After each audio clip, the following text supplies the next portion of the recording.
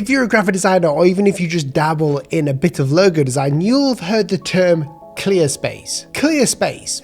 What is it? Well, today I'm going to show you what Clearspace is, how you can create it very easily without any faff. Today's video is brought to you by my very own company, Assets 4D. Learn more later. So, Clearspace is a way of making sure that no other design assets like type or anything in the layout gets into the logo's personal space. It's essentially personal space. Why do we have it? For continuity across more designs, across different layouts, across different usages, but also to make sure that nothing is overlapping and it doesn't look too different from other marketing material. Here's Tasty Trove, a logo that I created in less than an hour. Click the link down below if you want to watch the full visual identity process. So here we have the logo. Now, a lot of the times clients will just be happy with this, but other designers won't be, especially when I get logos that do not have them. And I'm trying to sort of work out where to place them, how big and how small. So we have this logo here. Now, how do we work out Clearspace for it? We could just,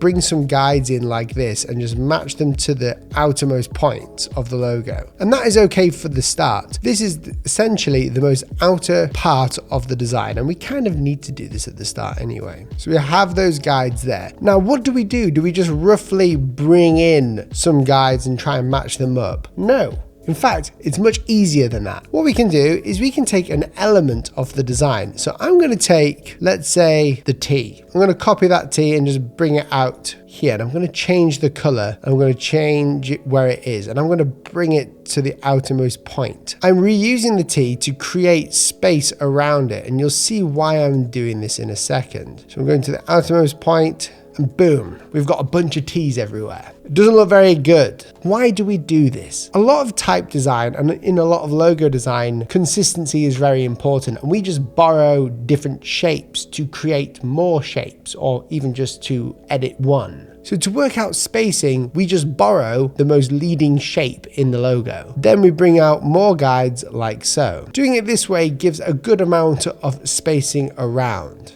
And you can see here with all those guides written there, it just works. It just fits nicely. Now, what you can do here is actually map this out in your guidelines and actually measure it by pixels if you want. An easy way to actually export the Clearspace is to simply create a shape around it. Just create a box around this Clearspace area. Go to Object, down to Artboards, and just convert this to an artboard. And you can just drag this down like so. Get rid of these guides if you desire. Then press Command Option and E, or export for screens, and export this as an SVG. So when you drag this in, it will actually have the bounding box around it already. So you don't need to faff around with it. And that means that you can just scale it to the exact place that you need it to be in your grids. If you wanted a full cover, or if you wanted to just have this on the masthead of the website, you could just scale it down, but it's still got all of the Clearspace there and it will just snap into place. This is a great way of making sure the client holds to the Clearspace of the design. How do we do it for a normal type of graphic logo like my script version? Well, we do the exact same thing, but for the script version, it's a bit easier. I'm just going to drag this up, copy and drag up, copy and drag down. Then I'm actually going to copy and drag and just move it to the side here. I'll do it like this. Actually, no, I'll do it like this. So I'm using the X height here. I'll do this. And obviously we can change the color of all of these to like whatever you want. You change the color of it, but now we have our guide position. So we can actually put positions here. For my logo, what I've done is I've made just a general Clearspace, because you see I've done some balancing here so the W comes further down. It actually slopes up. Then on these shapes, we just add to the X height. Now, the reason why the Clearspace guides I didn't put on the tall letters, the ascenders or the capital ones, is because there's a lot of space just in here that needs to kind of be filled out. So when any other thing comes close to it, it kind of balances itself out. Now that's the Clearspace for my logo type there, and it works pretty well. Now let's say you've got another icon or a more boxy sort of design. Here I've got James Janney's logo that we designed for him.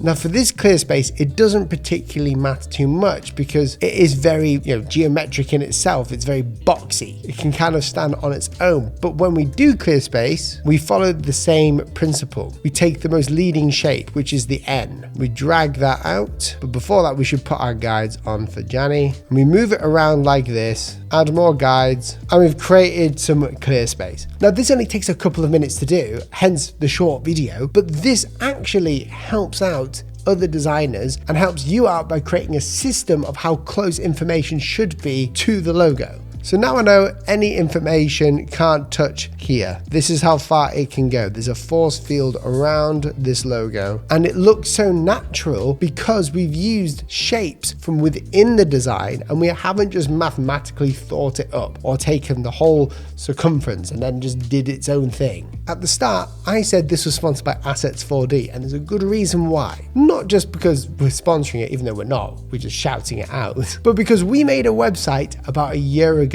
for graphic designers to get good premium design resources at a good cost. And I just wanted to let you know that we have a template called the Brand Guidelines template, and it has been updated or will be updated to volume 2 by the time you see this video. The Brand Guidelines template is designed to save you so much time. Have you ever spent loads of time on a brand guidelines for each of your clients? It's a nightmare. Well, with this template, it's fully customizable using components, meaning that it takes literally no time at all to add in a new logo and it appears everywhere. Change the whole color system, change the type style that's everywhere, add new imagery. It's so fast. So if you'd like to spend loads of time on your guidelines, don't buy this one, because this is designed for people who have literally no time or people who get bored creating brand guidelines like myself. Thank you for watching this video. If you made it this far, say carrots in the comments. Make sure to drop a subscribe and a like, and I will catch you in the next video. See you soon.